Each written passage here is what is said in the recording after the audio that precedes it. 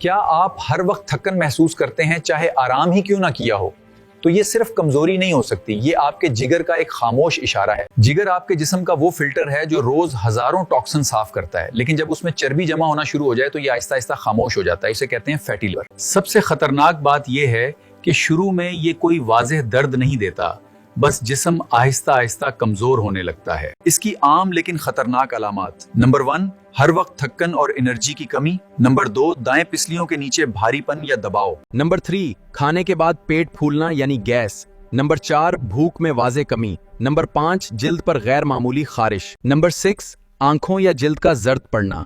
Number 7, पेट या टांगों में सूजन। ये है एडवांस्ड स्टेज सिग्नल। अगर इनमें से एक भी उलामत आप में मौजूद है तो ये वीडियो सिर्फ मालूमात नहीं, आपके जिगर के लिए एक वार्निंग हो सकती है। 7 दिन की सीरीज में हम रोज एक अलामत को समझेंगे, उसकी असल वजह और आसान लाइफस्टाइल हल के साथ। आप अपनी सेहत को बेहतर बनाना चाहते हैं तो मुझे फॉलो करें और कमेंट में लिखें लिवर केयर, ताकि आप अगली वीडियो मिस ना करें और हमेशा सेहतमंद रहें। ये मालूमाती वीडियो है। शदीद अलामत की सूरत में डॉक्टर से मशवरा जरूर करें और LFT टेस्ट करवाएं।